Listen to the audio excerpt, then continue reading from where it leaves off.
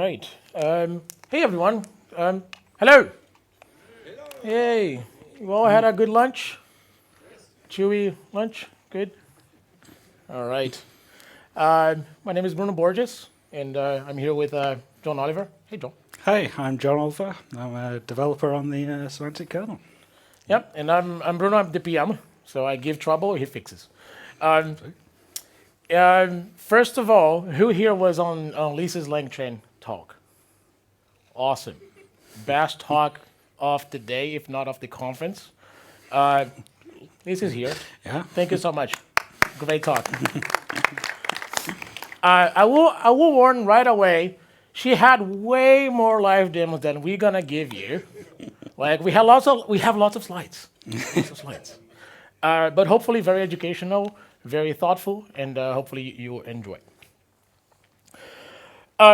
Yeah, we work at Microsoft, Java Engineering Group, and together with the Office of the CTO, who does innovative projects, the Office of the CTO started a project called Semantic Kernel. The initial implementation was .NET, then came the Python implementation, and our team was asked very politely, hey, do you know Java? Sure. Can you write this thing in Java? And we implemented the Semantic Kernel, actually mostly John, and Milder, and David, and other folks in the team.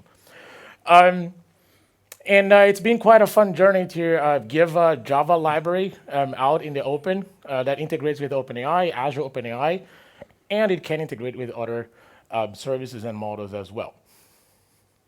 When we talk about AI and software development, this is how developers work today.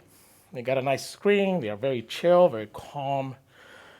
They just build those CRUD applications, business apps, save data on the database, query data with SQL or NoSQL or whatever you're brave with. And this is how developers wish to work with AI.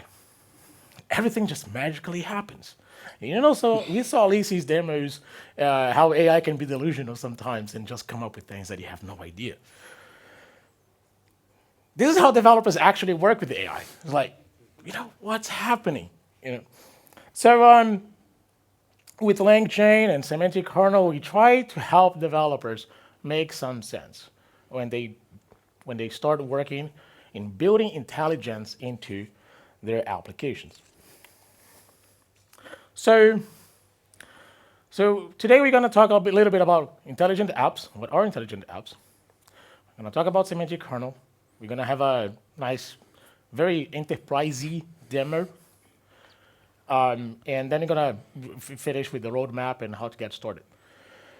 On Tuesday, we did give a talk about Semantic Kernel as well. It was more like a very demo-focused, heavy code. You can check on the content on YouTube. Search for RPG, Forgetful RPG Assistant. John is a dungeon master, and Actually, no, you're not. I'm just a player now. Oh, okay. Sorry about that. Yeah. So, but he plays Dungeons and Dragons, and he thought, what if I could use AI for my advantage as a game master, so I can remember the state of the players as I play. So check that presentation out. You should like it. So intelligent apps. Intelligent apps are apps that are just like AI powered, and they basically get the data and help the user become more productive with the data that the system has, with user input, summarize data, transform data as much as possible, derive insights. Yeah, there are many things that can be done as long as you give the right prompts. If you search things on Bing today, who here uses Bing? Okay, cool. That's fine. If you use Google today, Bard, I think Google has Bard now, and if you have access to Bard, Bard and Bing, they have similar capabilities. You search for something, you may not get search results. You may get a chat with the search engine, right? And it just gives you insights. So here's an example of talking with Bing, right? You search for something, Bing gives you a very nice answer with references, and you can click if you don't trust the answer and go after those references. But it's a very different way of searching on the internet, especially because you don't see ads, right? So there is that. Another very recent example, and I put this one myself, is Windows Copilot. Who here uses Windows? All right, cool. If you have Windows 11, you may have access to Windows Copilot Preview. And I was very fascinated. Windows Copilot has a bridge with Bing, so you can search for things, ask for things to Windows Copilot. It will use Bing behind the scenes. But I asked something very unique. How do I change my Windows background? It did not give me just instructions. It actually opened the Settings app and put me into the Change Background section of my Settings app on Windows. That is the level of integration that Windows Copilot has with Windows, and it can have with other apps.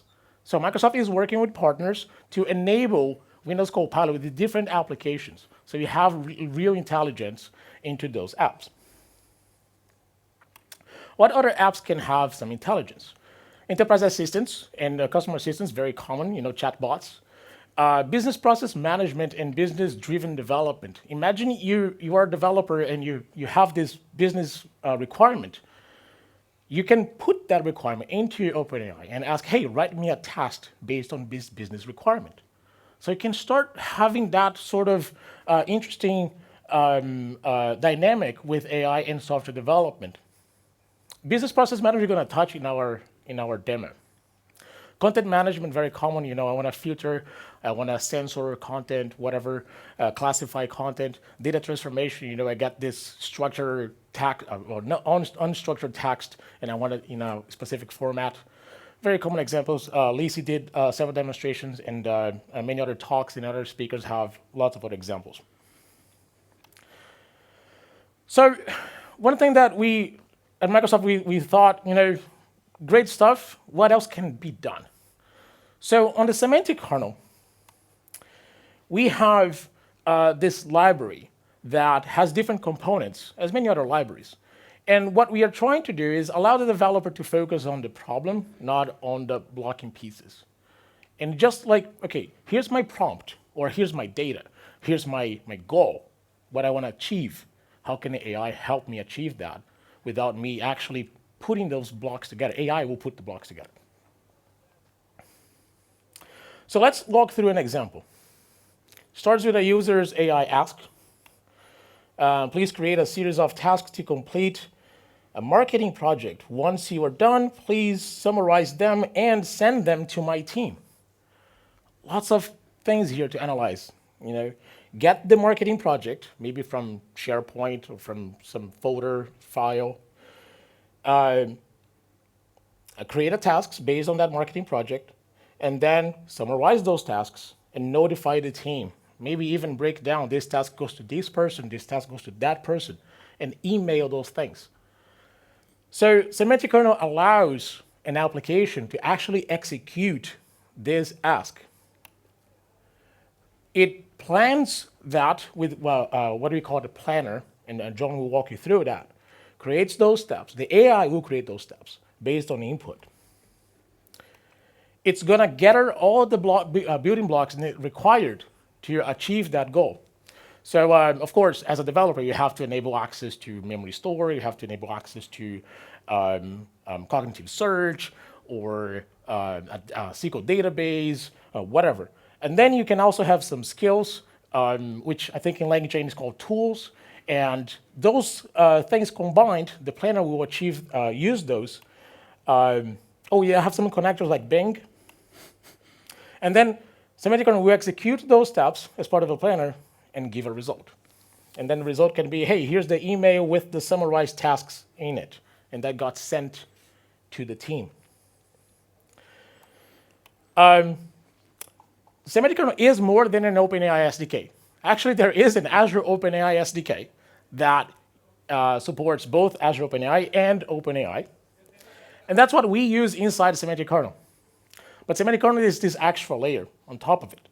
And the reason for that is we really want to simplify AI integration. We don't want developers to just consume the REST endpoints of OpenAI or Azure OpenAI. We want them to really enhance their code so that that integration seems seamless and idiomatic.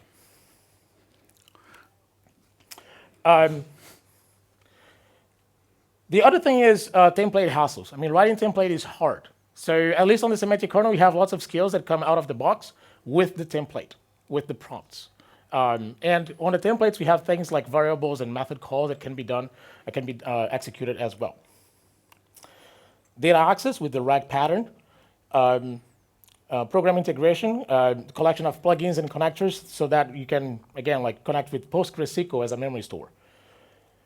And all of that so that the library allows the developer to really just focus on how I can expose functionality of my system and how do I can define my goals with my system so that the library will just help me execute those things. So some of the examples of some applications, query data with a natural language. You just put like a chatbot, where the user asks for the account to be closed. That might check emails, that might check complaints, that might check many other social media, go after that data. Or perform transformations, manipulate data, and even define and execute business rules. And not all prompts are user input. Your application does not have to have a chatbot user interface. Your application may just have a button. The user clicks on that button, and behind the scenes, we use a lot of things that AI powered. So let's take a quick look on that demo, which, by the way, we do use like a chatbot interface, but hopefully you will get the gist. Okay. So I'm using Edge, which is a Microsoft browser on Mac. I use Mac.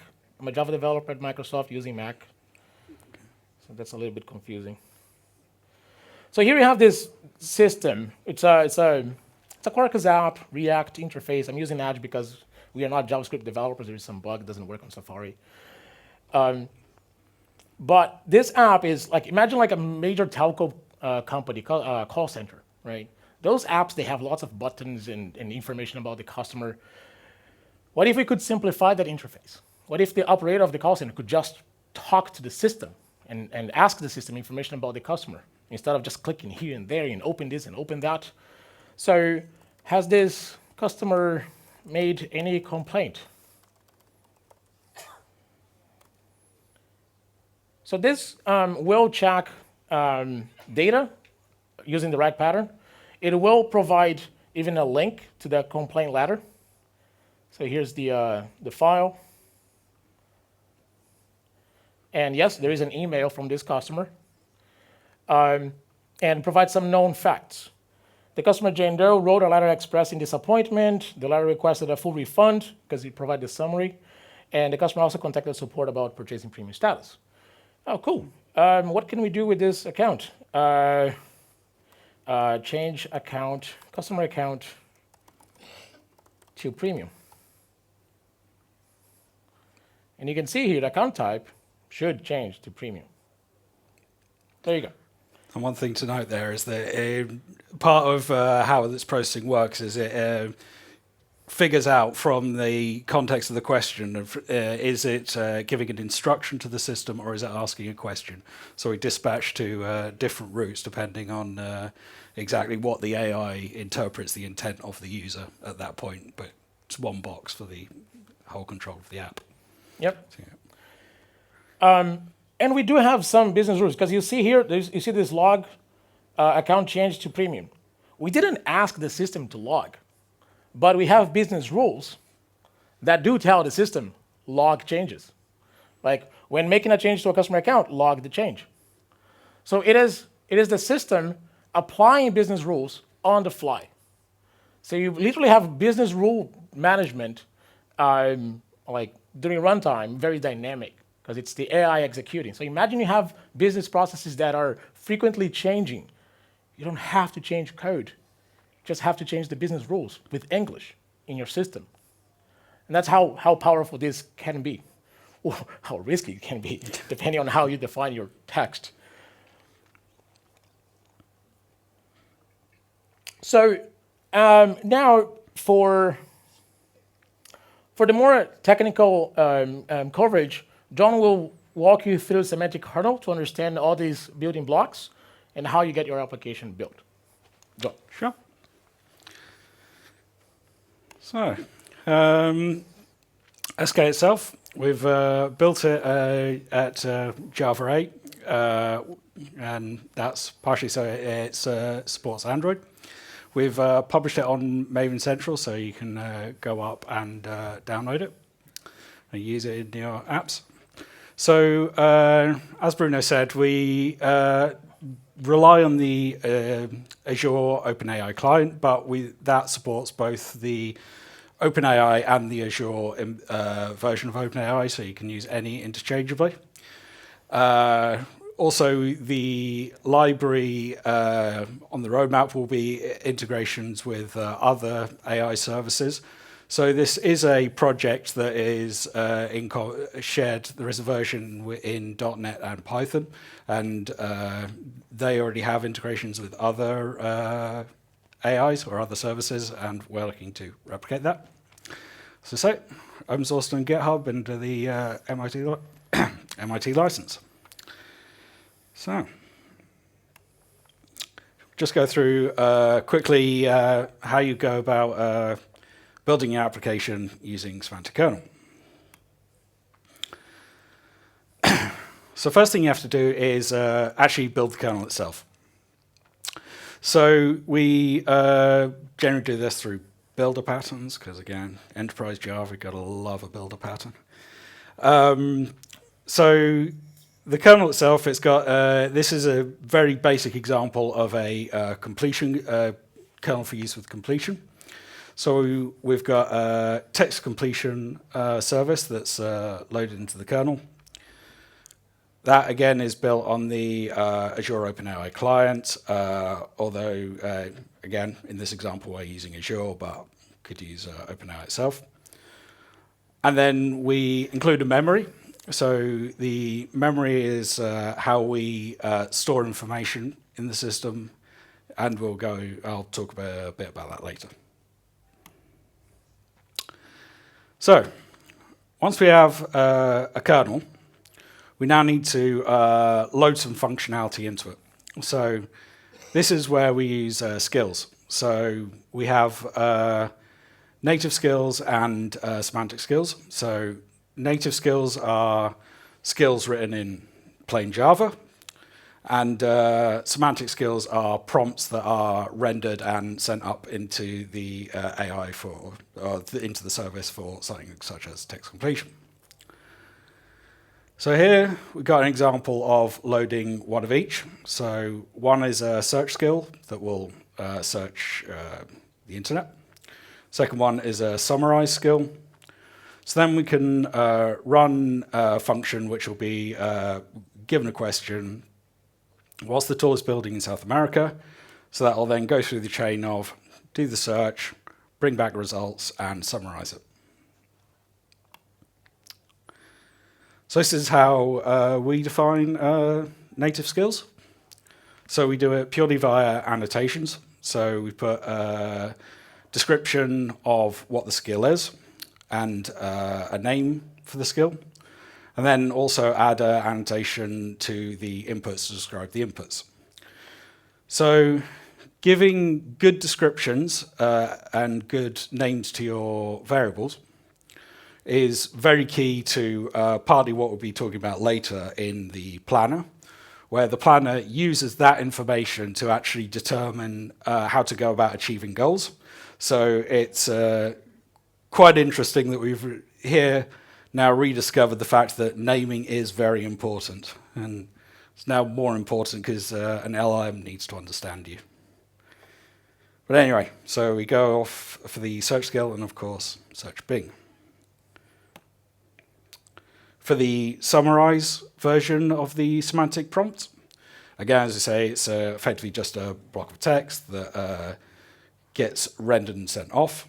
So this is the example of summarization rules. So yeah, don't waste words, use short, clear sentences, blah, blah, blah. Cut a bit out. And then this here is an example of the few shot or one shot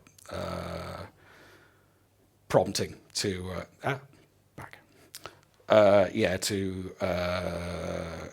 tell it how you want it to do summaries. And then again, we put the input in via a templating language. So that will get rendered. That input will be taken from the output of the previous step, placed in, and sent off for summarization. So the templating. So there's two sort of blocks that are sort of most of interest to us here. One is the variable block. So here we've got the idea of the current date time. So that will be where we've added to the context of the function invocation a variable called current date time, and then that will go through into your prompt and get substituted in. But also we have function invocation from the templating. So here we would have a function called date.now.etc, which will be a function written in Java that gets invoked to pull data back and again rendered into the prompt. The language also supports arguments to that function, and can show some examples of that later. But that'll be perhaps something you'd want to use if you want to build up a bit more of a complex prompt. And again, so there's a link there to the definition of our templating. So, memory. Memory is how we store information in for the kernel to consume. So things like in the example earlier, where we were pulling back documents or querying facts about the customer, all of that information was saved into memory and then pulled back when we ask a query. So it's retrieved based on relevance to the query itself. So again, this sort of the RAG pattern, if you've seen that. And our memories are supporting a number of backends. So we have a JDBC database, JDBC connector, that's supporting Postgres. I think we've got, what's it called, SQLite, and a few other sort of implementations, but it's JDBC, so you can use basically whatever you want there. Currently for the example we've got here, it's running on Cosmos DB, acting as a Postgres. We also have integration into Azure Cognitive Search, and that will also allow you to store your data and pull it back based on relevancy. So the way it works is you take your data and you save it into the memory. So here's the example here of save information async, and effectively, so we've got a list of facts here. We're looping through them one by one and saving them into the memory. We then got a prompt, and this is the example of where we can give an argument to a function. So we do memory.recall. Oh, hang on, back you go. Where did I grow up? So that's where it's making a call into the memory to find the facts, the information in there that is most relevant to the phrase, where did I grow up? And that is how you would do a method call with an argument.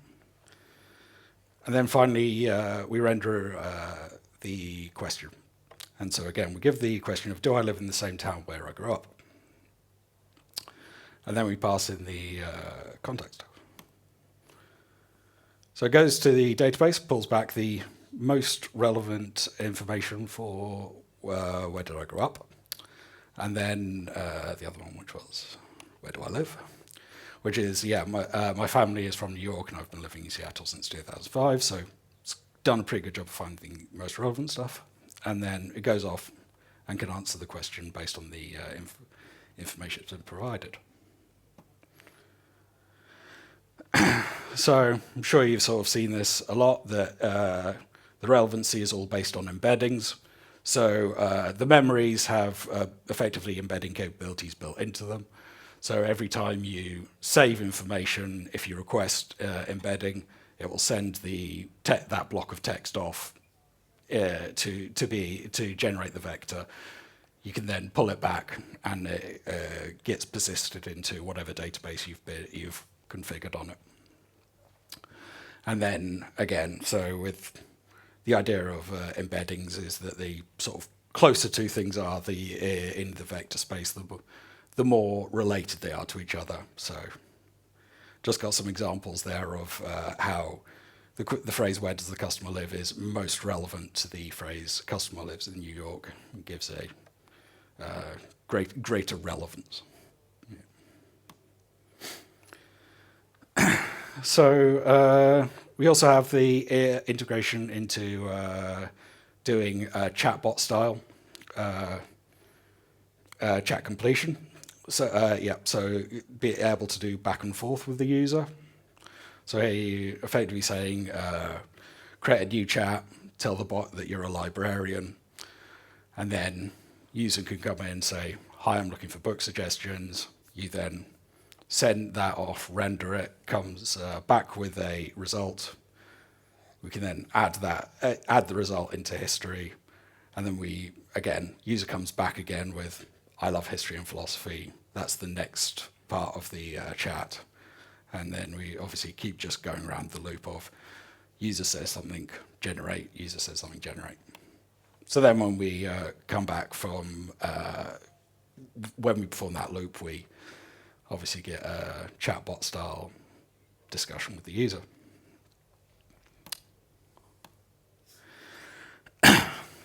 So the planner is quite an interesting bit of functionality we have. As we described earlier, it takes a goal and a sequence or a series of functions, a menu of skills, and determines the skills that need to be invoked in order to achieve that goal. So here we've got the example of where we're adding a native skill into the kernel. We then take a planner and we issue it the goal of write a poem about John Doe, translate to Italian, convert to uppercase, and go and execute that plan. So say the menu of functions, effectively it's just a list of sort of function name, the description, which, as I said earlier, is provided by the annotations, the inputs to that function, so you end up with just a list of them all, and then write a goal to achieve what the user asks. When that's executed, comes back with a XML plan that we can then parse and invoke. So it's taken this and said, well, from write a poem about John Doe, translate it to Italian, convert to uppercase. It's determined to do, I will use the short poem skill that I found, send the input to John Doe to it, and then set the context variable poem. You then use the translate skill that we've discovered, and then use the uppercase function. So you can kind of see that it will effectively select from its menu of possibilities the stuff to invoke in the right sequence. Then, effectively, yes, we get a poem about John Doe translated into Italian, which people will have to tell me if it's an accurate translation. I have no idea. Okay, we want to do? Yep. Demo? Yep. So back to the customer demo, few things that you want to show. We have some scripts here. One thing that we can do, as John was saying, like the application first classifies the text, whether it's a question, fact, an event, or it's an event, a fact about the customer, or an instruction to do something. Yeah. So that code in particular, we can take a look at that on the customer routes. So here we have the classify statement. So we get this statement from the interface, and we use this semantic skill language for statement type. We invoke that, we get the result, we convert to uppercase, we strip, and then we get the enum. We convert that to an enum of statement type: request, question, fact, or event. So how does that prompt works? So here we have the actual prompt for the semantic skill. Take a statement and determine if it is a question, request, an event, or a fact. We provide some examples, right? Ted cannot fly, that's a fact. Save the state, that's a request. Can Ted fly? That's a question. What is the customer account was closed? That's an event, right? And then you provide the input, and then we get the type as a response. So one thing that you notice that there is no link between this prompt and the Java code that converts to enum. The reason for that is because not only a similar prompt like this, but we have other prompts that are shared among the .NET and the Python and soon the TypeScript implementation of Semantic Kernel. So these prompts are independent from the library, from the Java code. We were even discussing it. You could potentially have a prompt that is in Chinese, and you don't want to have that language in the Java code because maybe it's harder to maintain, it can confuse things, or maybe you can have different prompts per locale. I want this prompt for Brazil, I want this prompt for Asia, I want this prompt for North America. So you could separate that over there instead of having that in the Java code directly. The other thing we do is we configure the prompt. So we can have like the temperature and how many max tokens. And again, this separates a little bit the configuration of the prompt with your code. Your code focuses on the business goal, less about those particular parameters. So once we have the classification, then we can execute the actual request. So if it is a request, well, we got that statement, and we build a plan. If it is a question, we're going to answer the question. If it's a fact, we're going to add as a customer fact. If it's an event, we're just going to log, and so on and so forth. If it is a plan, then we're going to import the customer controller skill, get the rules from the UI, those rules, like when customer account change, log the event. We add those rules into the prompt as well. And where's is it like? What are you looking for? The prompt for the planner. For the planner. They add the rules. I don't know. I mean, I would open up the. Yeah, there you go. Plan prompt. So the plan prompt. This is where we add the rules for the customer request. And then OpenAI will try to abide by those rules. Sometimes it doesn't, but it's okay.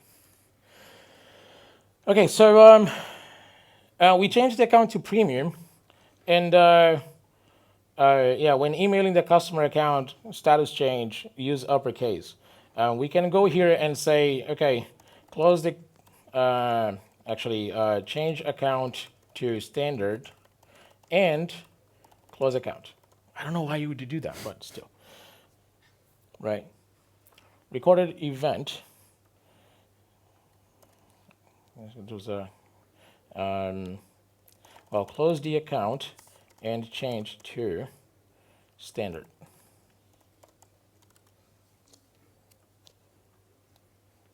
Still not changing. And John hates when I do things that are outside of the script. I'll just warn you.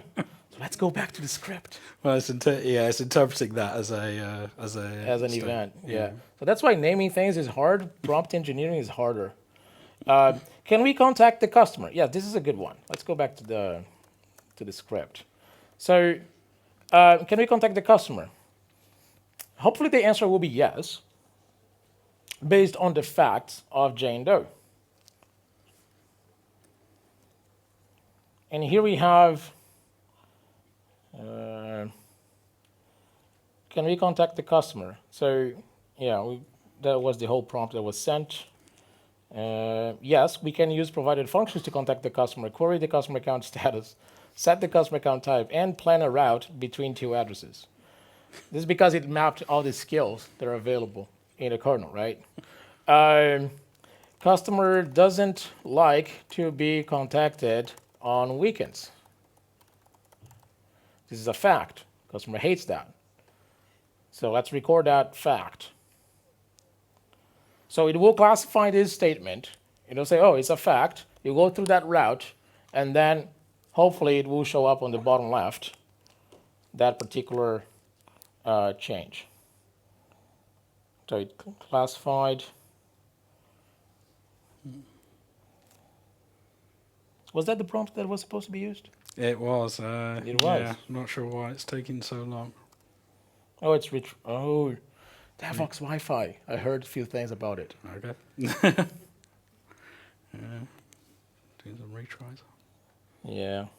It's the Azure SDK trying to... oh, cool. Oh, It came back. Yeah. All right. Customer doesn't like to be contacted on weekends. So what day is today? I tried this, and you hated me for that because it was not on the script. But OpenAI did get a good job.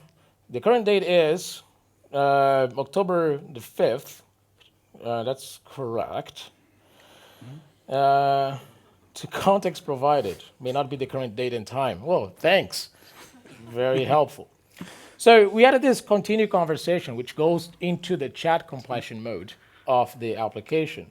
So what we can do here is convert date to DDMM, YYYY, and then it will get that context. Whew. Yeah. Oh, what was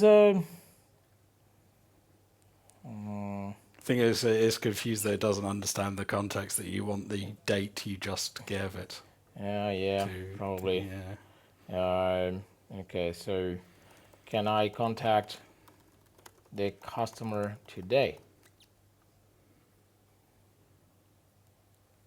Yes, you can contact it. However, based on the known facts, it's not clear what method of contact your customer prefers, which is fine. But yes, you can contact the customer today. Today is Sunday. Can I still contact? Oh, no, this doesn't get the facts, right? Yeah, probably. We haven't implemented that part. So can I contact the customer on Sunday? So it will use the notes about the customer, the facts, and then say, hey, the customer doesn't like weekends, so no, Sunday you cannot contact the customer on a Sunday.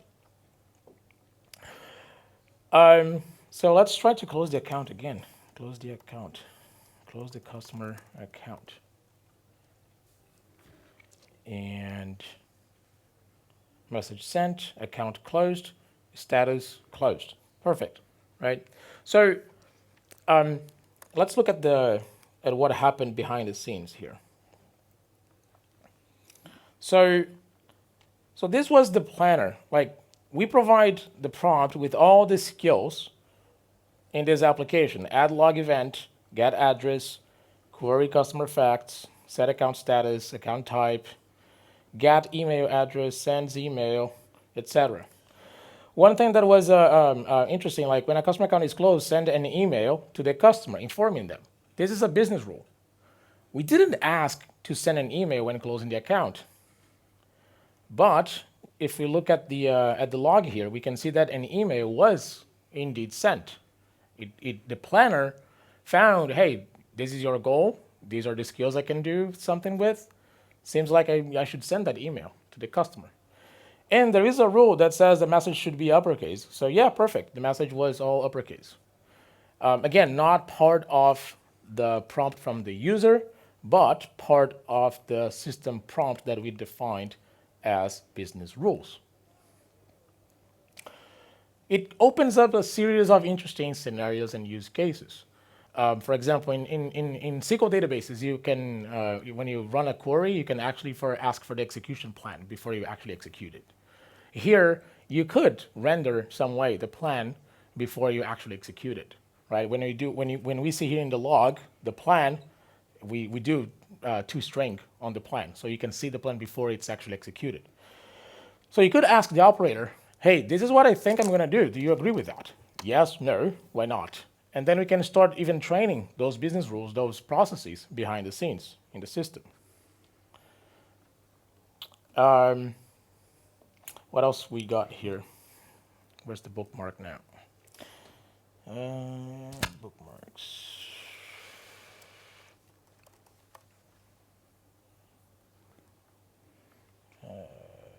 Come on, VS Code, come on. Okay. So these are all the skills we did. How we got the embedding, kernel. And by the way, yes, this is interesting. So you want to talk about multiple kernels in an application and why? Oh, yeah. So this example here is where we switch out to use different types of services based on the exact activity we'll be doing. So it's mostly what we're changing here is to use different models based on, if we're using the planner, we use here the Text DaVinci 03 model. If we're using a chat completion, sorry, if we're doing something else, which will probably be either answering a query or classifying information, we'll use a different kernel or service. Yeah, with a different model. Generally, use the GPT 3.5 turbo model on that. Yeah, because different models for different purposes within the same application, right? You don't have to stick to a single model for the entire application, and that's very important to be aware of, because for one particular scenario, yeah, I mean, DaVinci is very good for code, generating code, understanding code, and the planner, as you saw, provides the output as an XML structure, and it's pretty good with that. Execute request, that was the other one, and customer controller as query. So this is where we pass on variables, right? So facts of the customer name, the customer ID, current date and time. Oh, that's why it gets the current date and time, because it's in the context. John. And we have these other, as you saw, we asked for complaints, and it provided a link to the email. We used a semantic skill to do that, called generate download links. So you want to walk through this, where it finds the link, the email, and then... Sure, yeah. So again, uses the embedding. So we give every document an ID, which is a sort of metadata inside our memory. We go away and find the documents that are most closely associated with the query, and then generate a set of links to any documents that it might know about. So here we're doing a sort of another sort of few shot example, doing some examples. But yeah, here we're actually just going straight ahead and rendering the HTML straight in. Yeah, rendering it straight as HTML rather than pulling out the ID and building up that. Yeah, it was just a different way. Like instead of it returning just the URL from the memory, we return actually the whole HTML code. I mean, either way, like it was just fun to do this way. Yeah, so let's go back to the presentation.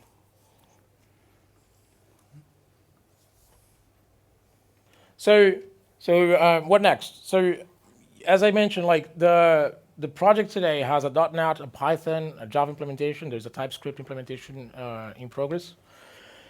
A lot of these concepts, they are fundamentals. They're fundamental concepts, planner, skills, semantic skill, native skill, connectors, memory store, all of that. They are as consistent as possible across the different languages. But the experience of the developer is idiomatic for that particular language.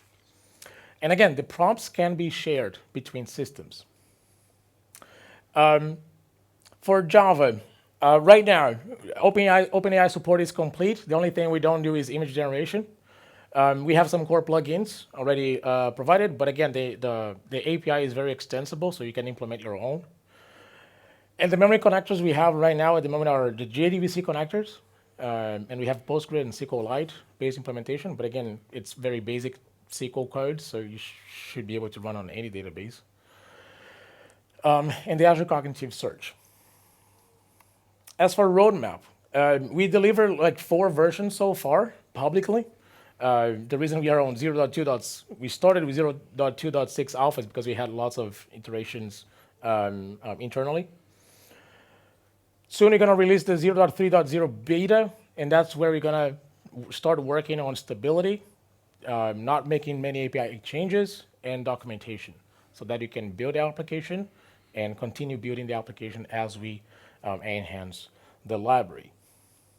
There are a few things we don't do yet, like Hugging Face, we don't have that. Spring and Quarkus integrations, we had a great chat with the Red Hat folks yesterday, so it's in the roadmap. But right now, we really want to focus on the functionality of AI and allow intelligent apps to be developed. To get started, it's on Maven Central.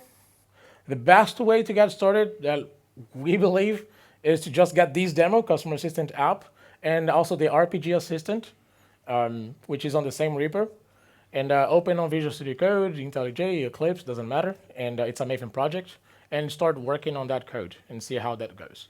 And on the repo itself, we also have lots of very granular examples, an example for this capability, an example for that capability.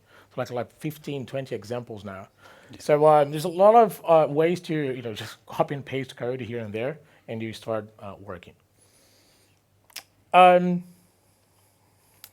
project itself is on GitHub on the Semantic Kernel repo. The demos are on the Java Semantic Kernel demos. Inside the Semantic Kernel repo, we have the granular examples for particular APIs. We have the public documentation, and we have also documentation inside the repo itself. And the Discord, which is the best way to get in touch with us and other Semantic Kernel developers from other languages. So, yeah, with that, we have 4 minutes left, and yeah, I'm happy to take questions. So, yeah, thank you very much.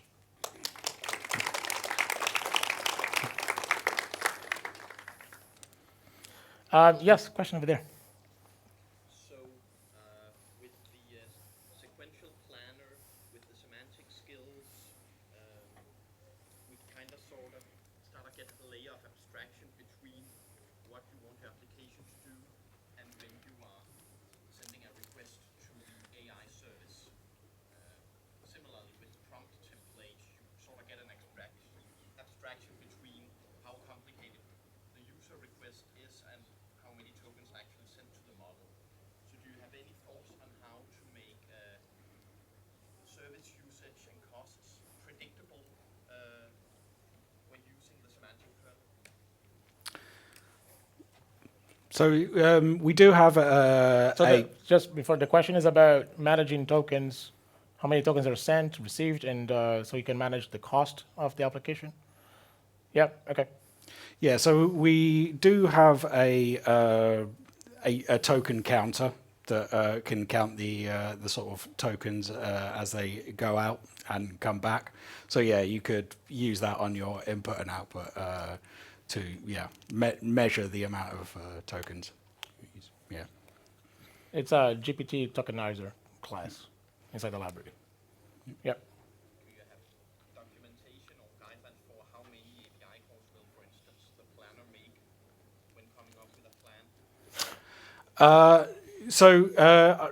I wouldn't say we don't have documentation on that specifically.